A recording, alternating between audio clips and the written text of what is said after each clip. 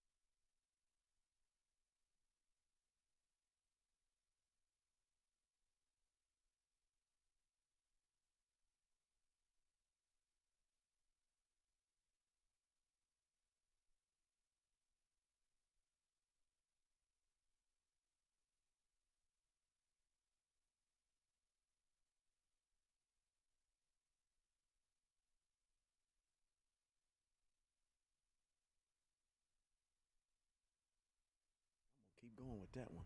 You gonna give me a Okay. This is Moreh Robert B. Holman Jr. and Shawn Appleton, Moreh Shawn Appleton. this is Hebrews in Exile. Exile. Back at you. One more. One more again. One more again to tell you how T.I. is.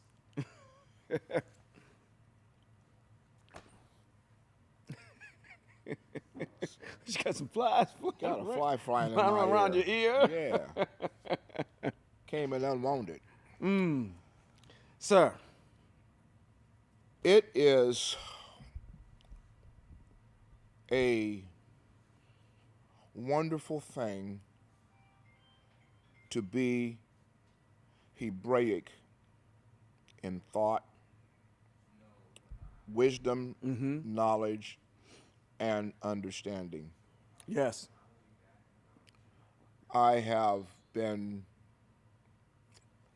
thinking a lot about the things that I have been saying over the past few weeks, particularly my position in defense of the nations.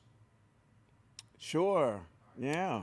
And I happened to just be looking for something on YouTube yesterday, and of course my phone was dialed into our channel, and I happened to see a remark from, I guess it was a Hebrew brother.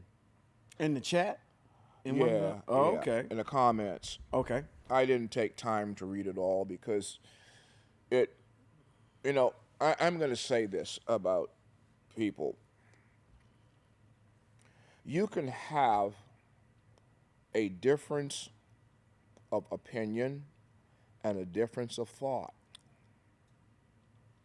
but you don't have to be rude or nasty about the way you express your differences. Sure. Agreed. Yeah. Yeah. I am always going to be in defense of humanity. Okay. Humanity. Okay. I cannot take a position that has been so paramount amongst Hebrew brethren, particularly the purple and gold, who are Hebriskans. They're not true Hebrews. They worship Yeshua, Jesus Christ, and then they try to be Hebraic also. And they've taken this stance against people of the nations. I want to make this particular point clear. I am not a racist. Okay. I'm not tied to ethnicity. I'm tied to Scripture. Sure. Scripture always deals with nations of people and not the ethnicity of people. And this idea that black people here in America or wherever this idea is being presented are the only people who are supposed to receive and understand the teachings of the Most High doesn't fly with me. And there's no reason for us to fall out about it. There's no reason to get ugly and nasty about it. It's the way I see Scripture.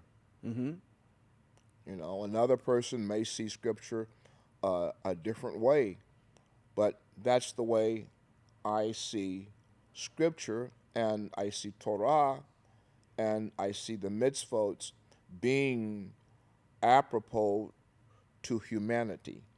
Ah, yeah, I agree. With that being said, though, the role of it's it's even difficult for me now to. It's hard. Listen, it's hard to put your foot in the sand based upon the color of a person's skin in relationship to Torah. It's difficult for me to put to do that.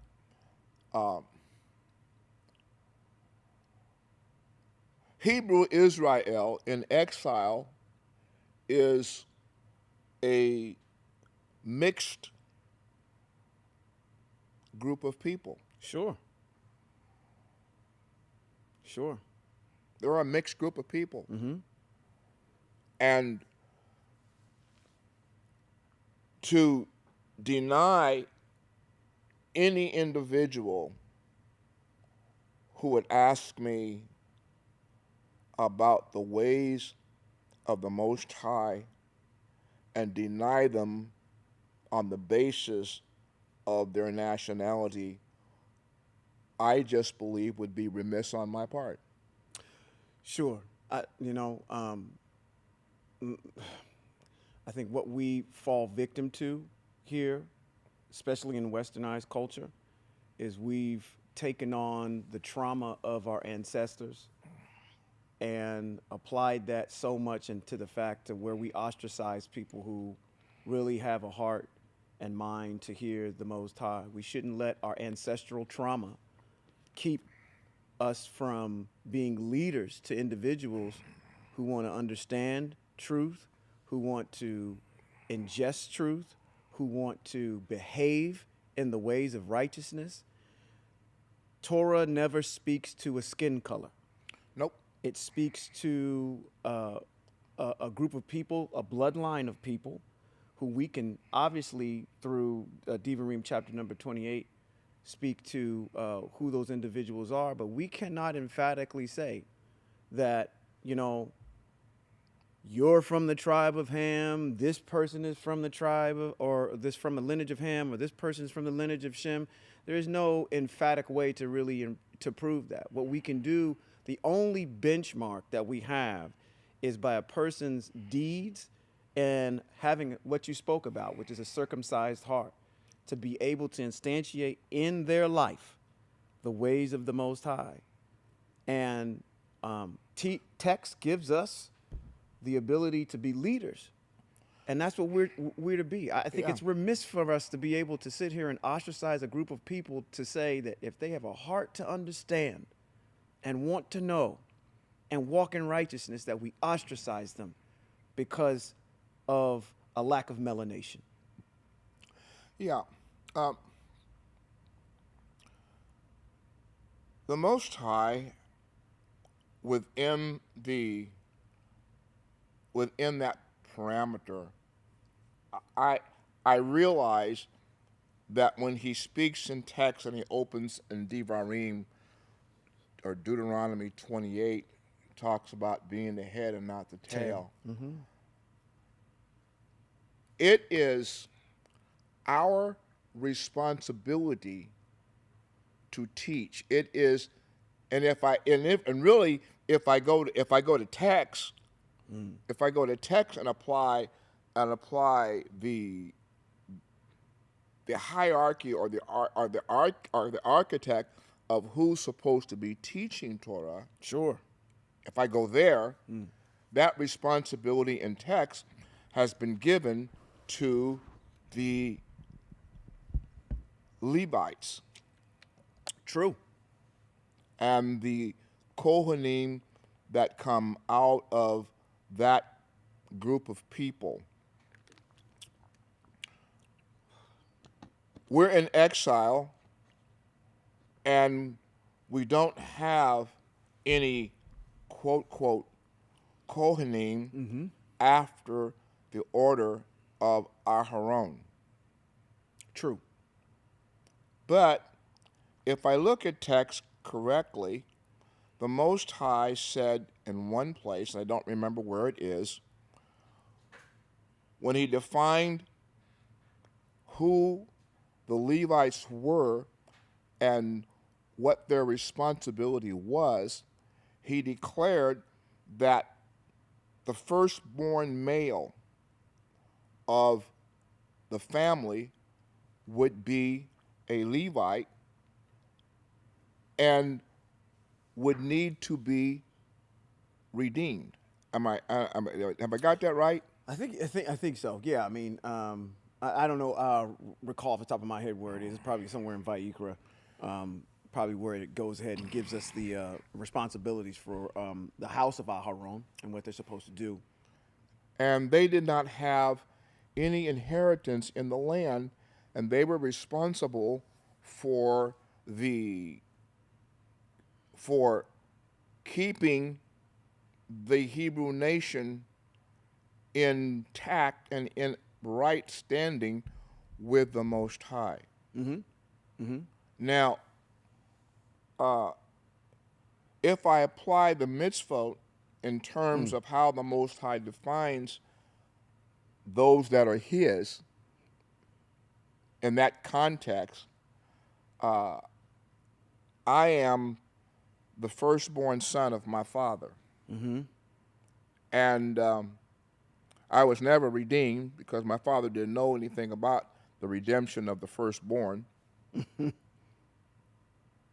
But I sit in the seat of one who teaches Torah to the best of my ability and to the best of my understanding, for which anybody who teaches Torah is doing, for which none of us can say that we are 100% correct in everything that we say.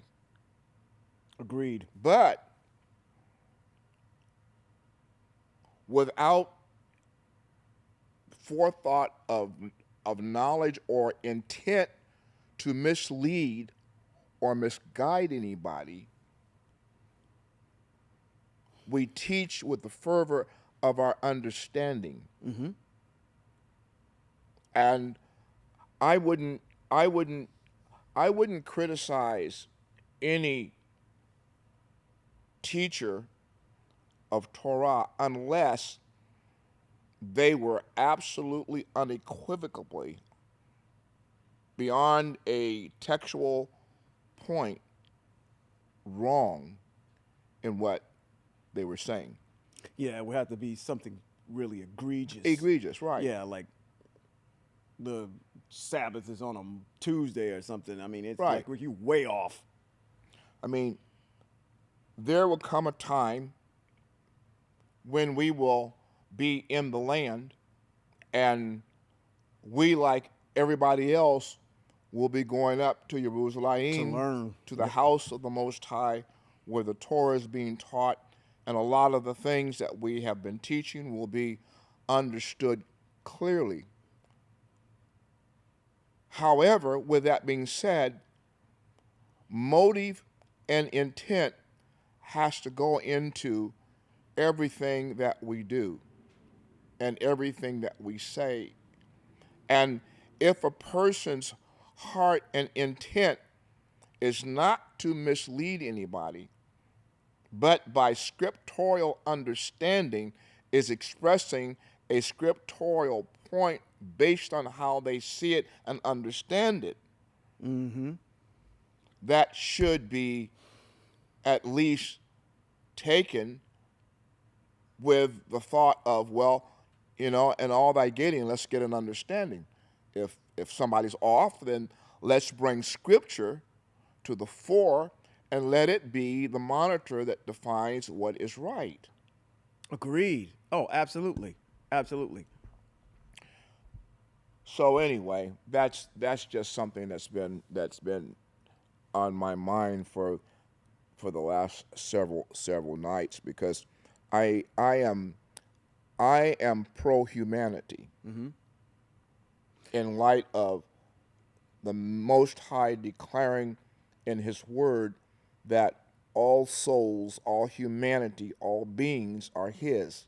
Yeah. And if he's saying that, then what he has given to humanity is for all humanity, and the teaching and his teachings are for the human being that he's created. However, he's left that teaching up to Hebrew Israel to do. Correct. Correct. And if we proclaim to be Hebrew Israel, then it's our job to teach that and not the nations. Now, I'll stand on that. Right. Yeah. The text is very emphatic about whose responsibility that falls on. And as you're speaking, I was looking up a particular text in Vayikra chapter number 19, verses 33 through 34, that really, for me, root and ground this particular topic for me, where the Most High really through Moshe tells us that even with the foreigner, you are to treat them with respect. Yeah. And before I even go there and quote the text, again, I'm doing my study and we're going through the series on David.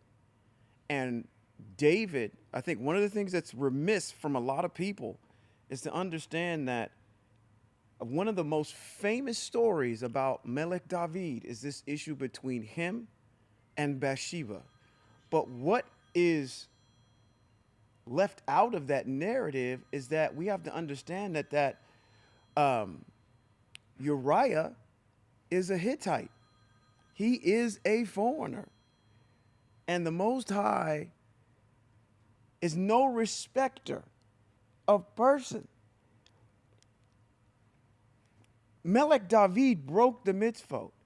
It wasn't okay just because it was a foreigner that he's not going to do less because of this particular person. That foreigner followed the ways of the Most High, was a citizen of Hebrew Israel, the nation Hebrew Israel, Right. not through the bloodline of Hebrew Right, Israel. That's right. something different. That's something different, right?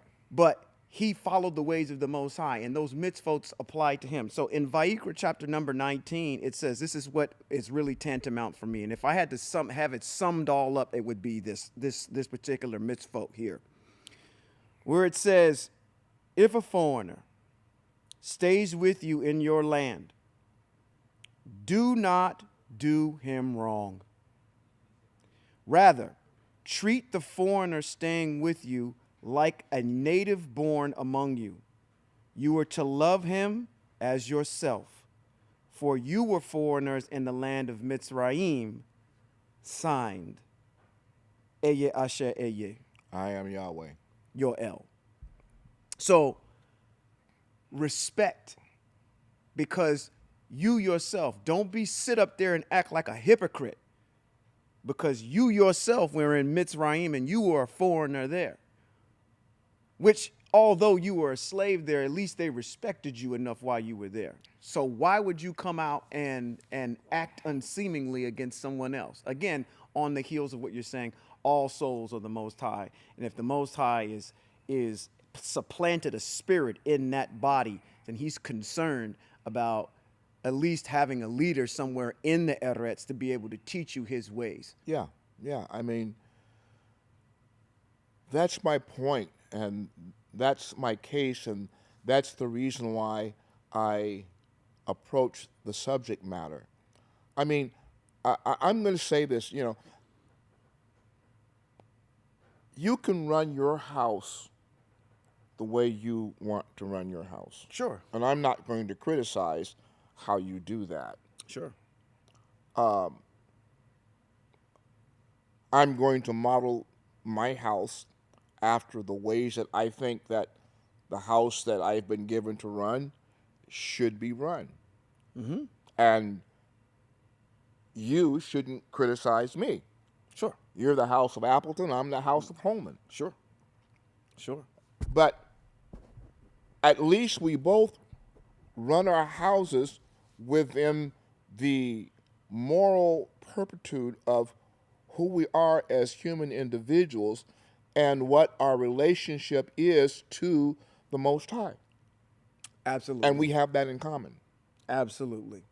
Absolutely. 100%. So, you know, I'm applying thought process in this whole idea because there's there are so many thoughts and different ideas and different thoughts around the things that the Most High has said. And, you know, if I'm going to err, I'm going to err on the side of what I believe Scripture is telling me. And fortunately, I did go to college and I did learn how to do cognitive thinking, and I did learn how to understand sentences and paragraphs. Right. Contextual. Yeah, Yeah. contextual. So I'm not stupid, you know. And the words of the Most High are very simple. They're not difficult. And there's a law that He's given us that says, "Do not add to, nor should you take away from." So, in my dissertation on that subject, I wasn't building or adding to or taking away from what was there. I was simply presenting a case of argument like you would do in a court of law and presenting a case for the fact that the Most High is not a respecter of person. Sure. Sure. Sure. Absolutely. Yep. Now, in 2 Chronicles chapter 7, Okay. and I'm going to start with verse 11 because in 2 Chronicles, doing a little shift here. I'm going to do a little shift here. In 2 Chronicles, the textual matter that I'm getting ready to talk about comes about after Solomon, had finished the house of Yahweh and the royal palace. This is what it says. Thus Shlomo finished the house of Yahweh and the royal palace. Everything that Shlomo had set his heart on making in the house of Yahweh and in his own palace, he accomplished successfully. Okay. Yahweh appeared to Shlomo, or Solomon, by night and said to him, "I have heard your prayer and have chosen this place for myself as a house of sacrifice.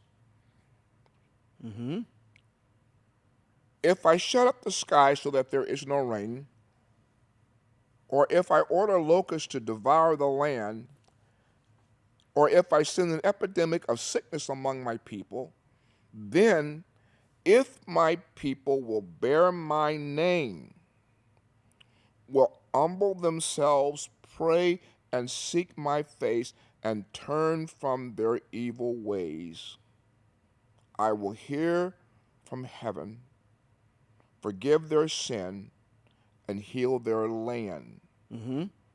Now my eyes will be open and my ears will pay attention to the prayer made in this place. For now I have chosen and consecrated this house so that my name can be there forever, period. My eyes and heart will always be there." Okay. This statement comes on the backdrop of a discussion that the Most High had with David and with his son that says, "I didn't ask you to build me a house. Build me a house. Yeah. For, first of all, what house can contain me since I own everything and Right. I am everything?" But he gives honor to the fact that humanity has built this place and built this wonderful house, this temple, this place that was sanctified and that was purified. And when it was finished, the Most High showed gratitude for the efforts that Shlomo had done And I remember somewhere in text it said, when it was finished, the presence or the glory of the Most High filled the house. I bring this up because there is a part in this where it says that if my people humble themselves. no, well, first of all, there's a critical thing in here. If my people who bear my name. Okay. And the fact is that this particular text is used a lot in Christian churches, and they don't even recognize the name of the Most High. Sure. Yeah. You know, they don't even know what his name is, and then when you mention it in their presence, they always bulk up, and if I say Yahweh, then they say Yeshua. I come to you in the name of Yahweh, Yeshua.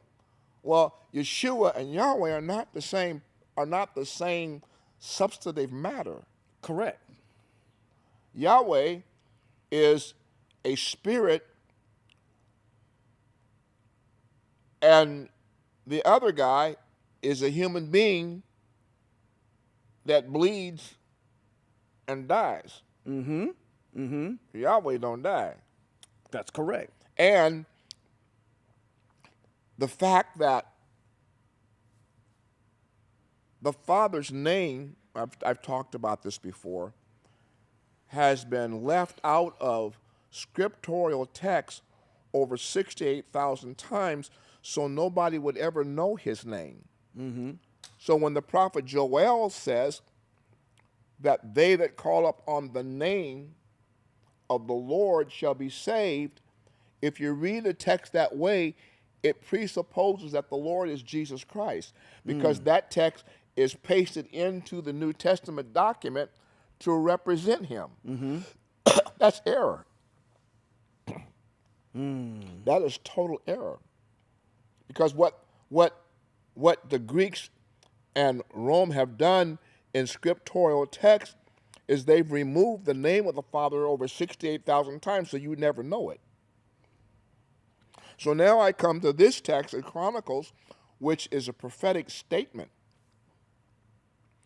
If my people who bear my name, you have to bear the name of the Most High, not the name of a Greek demigod.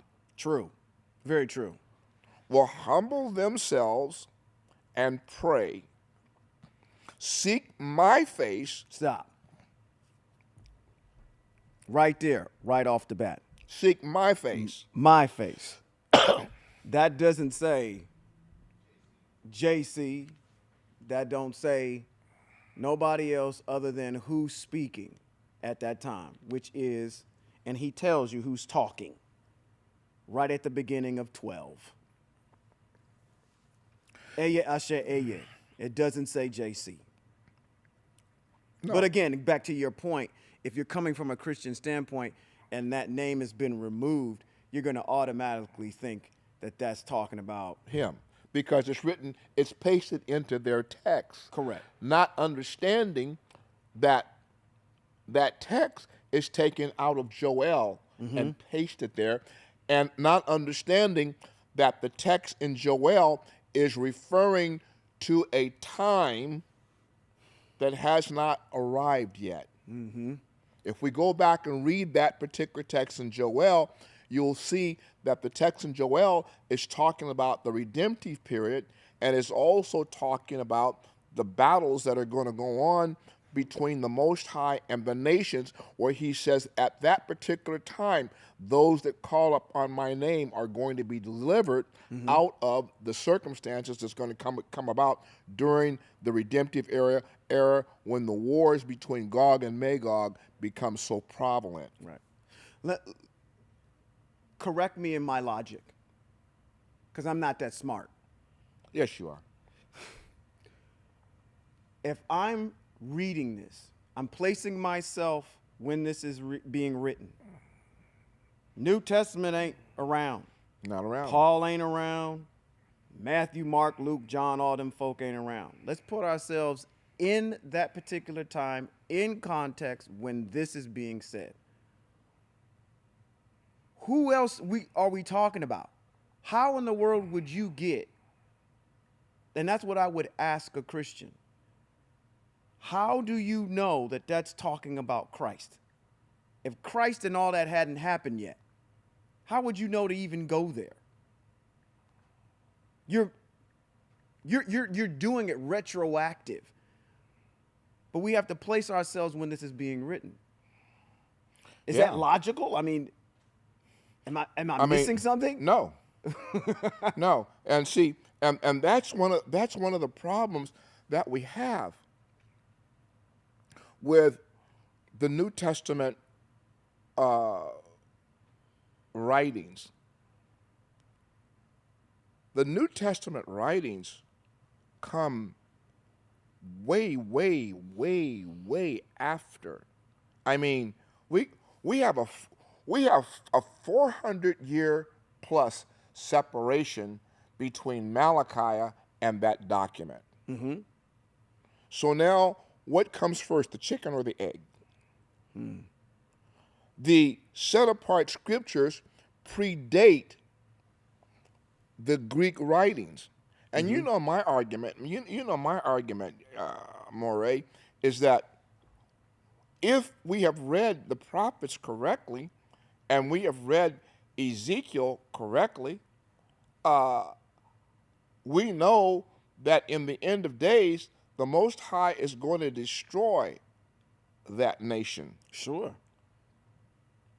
So why would he have a nation that is idolatrous in thought, who have caused his people to follow an idolatrous doctrine or theology? Why would he even have them write anything for him? Exactly. You know, that just doesn't fly in the mind of a person who thinks logically. Getting back to the issue of logic. Go ahead. So text is talking to his people who bear my name. Right.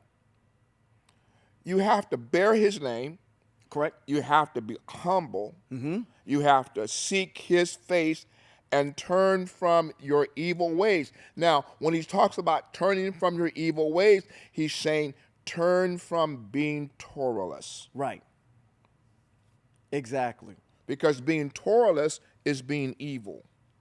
I love this list of criteria that the Most High is being very emphatic and very succinct about and spelling this out, because you're going to get to this part where there's this word in there that says forever later on down in that sentence. And this is where I'm struggling with this. And I had brought this up before, because in Bamidbar, I believe it is chapter number 23, verse 19, it talks about this issue of, I am not a human being that I should lie or change my mind. Right.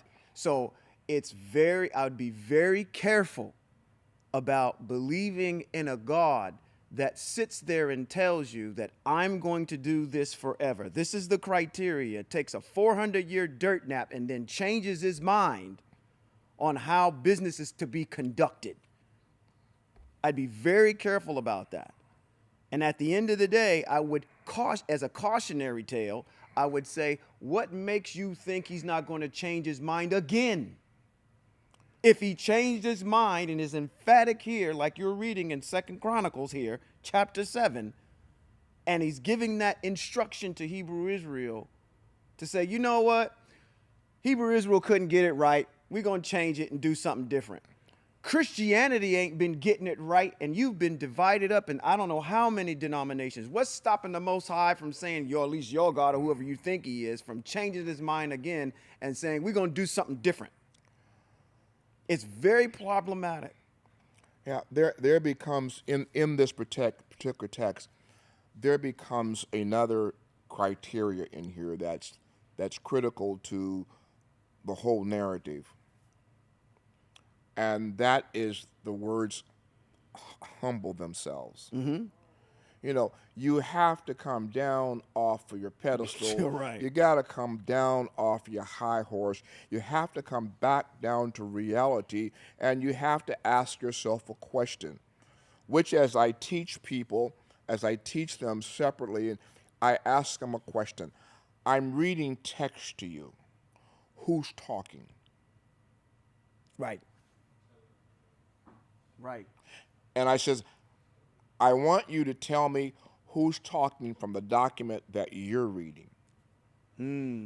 Because the document that you're reading has you presupposing that the guy talking is this Jesus guy because they've inserted Lord into the text. Right.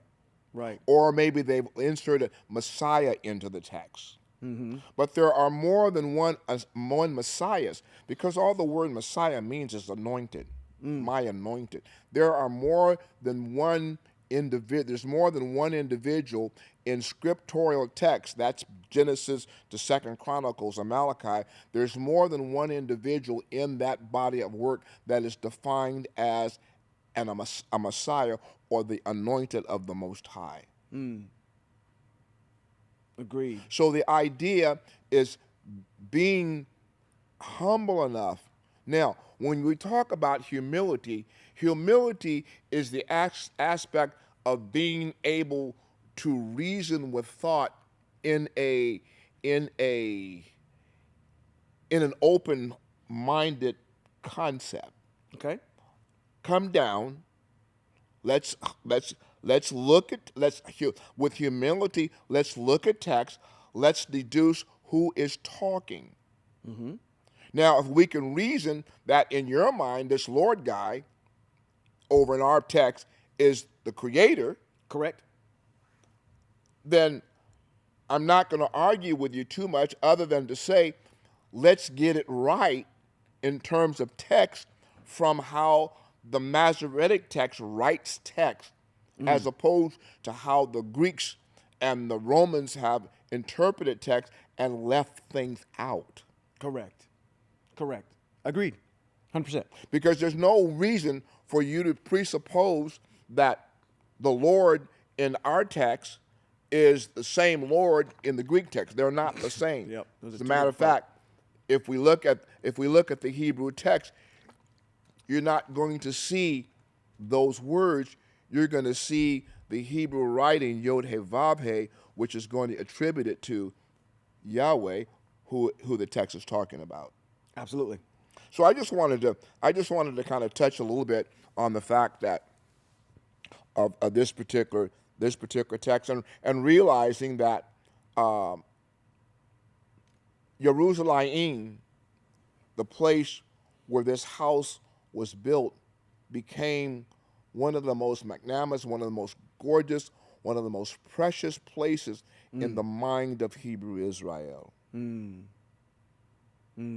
And to look forward to the time when it's going to be rebuilt and we will be in the land, and it will be simply a gorgeous place, as is written about in the book of Ezekiel.